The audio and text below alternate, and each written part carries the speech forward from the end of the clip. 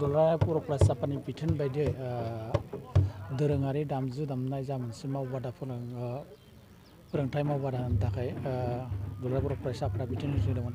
बे लेखायैनो सिमोन दख'रा दुलाराय बर' फरायसाफोरा जा मोनसे 15 साननि मावबा फोरोंथाइ होबाय दिनै फोजोबनाय जोबथा सान हाबाफारि बेयाव बाहागो लानो मोनना जोबोद गोजोननाय मोनदों।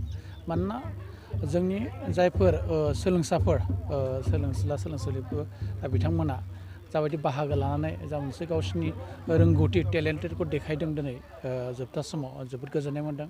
आरो बिथांमोनखौ फोरोंनाय गुरुआ बे खम समनि गेजेरावनो जा सोलोंसाफोरनिफ्राय जा मोनसे पजिटिभ रिजाल्ट मोनदों बिथां गुरुआबो फोरमायदों मानगोनां अशक बसुमतारी बिथाङा।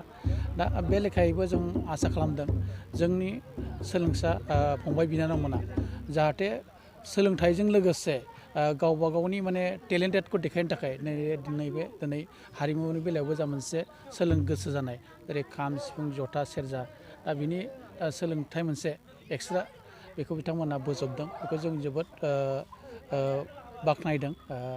आंबो धेमाजि जिल्ला दुलाराय बर' फरायसानि सासे बोसोनगिरि हिसाबै जाहाथे मिरुनि बिथोनखौ सिमोन दख'रा दुलाराय बर' फरायसाया मावफुंदों बेनि थाखाय बिथांमोननिसिम रोजा साबायखर थाबाय। उननि समावबो जाहाथे मिरुनि बिथोनफोरखौ मावनानै जोंनि बर' हारिखौ दाफुंनायाव मैखोम आवगायलांगोन बेखौ मिजिंथिदों। बर' हारिनि हारिमुखौ लाखिनाया जोंनि दामनाय देनायखौ जोबोद गोनांथि। जोङो बर' फरायसाफोरनि साफा साफा मावथि हिसाबै खावलायगोन जोंनि बिटिआर आरो बिटिआरनि बाहेरनि BKWSनि मानगोनां दैदेनगिरि बिथांमोनखौ खावलायगोन जाहाथे हारिमुनि फारसे नोजोर होनानै जोंनो जाखिनि दामजु नांगौ जायो माखासे गामिफोराव दा बिथांमोना गावसोरनि डिपार्टमेन्टनि फान्डनि गेजेरजों जाहाथे सहाय होलायो हेफाजाब होलायो बेनि गेजेरजों जोंनि सोलोंथाइ लानायाव जेबो आंखालनि मोगा मोगि जाया बेखायनो जों खावलायगोन बिथांमोना जाहाथे हारिमु फारसे नोजोर होनानै जा आंखालखौ सुफुंनो थाखाय बिथांमोना मदद खालामो बे दा बिथांमोननिसिम खावलायहरनाय थाबाय। सिमेन दख'रा दुलाराय हारिमु आफादनि जानानै गिबियावनो नोंथांमोननिसिम साबायखर जासिनाय थाग्रोबाय। थांनाय 20 मार्चनिफ्राय जागायनानै दिनै 5 एप्रिल दिनै जोबथा सान बे बेसेन नाङै मावबादा बेखौ दुलाराय बर' फरायसा आफादनि जा मोनसे बिथोन थिग बे बिथोन बायदियैनो बर' हारिमुनि जा मोनसे हारिमु बेखौ फोथांना लाखिनाय थांखि नोजोरजों मोनसे गोजोरथि खालामनाय थांखिजों बे हाबाफारिखौ लानाय जादोंमोन। दिनै बे हाबाफारिखौ जों मोगथां महर होनो हाबाय होननानै जोंनि मोनसे जा थांखि 17 साननि बेसेन नाङै फोरोंथाइ मावबादा बे दिनै जोब्बाय। बे मावबादायाव बेसेबां सोलोंसाफोरा बाहागो?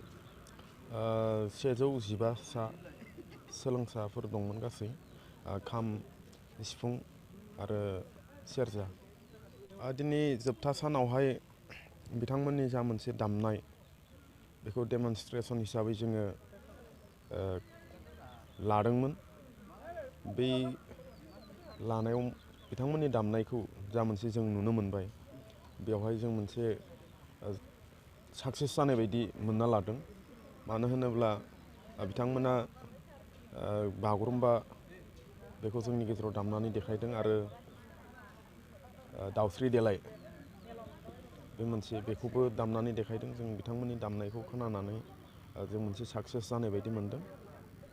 दुलाराय बर' फरायसा आफादनि बिथोन बायदियै जोङो दख'रा आफाद हिसाबै जोङो गोबां हाबाफारि दं। बे जोंहा फैबाय थानाय समावहाय गोदान बोसोर रंजालि बैसागो फोरबो बरायनाय बे हाबाफारियावबो दङ।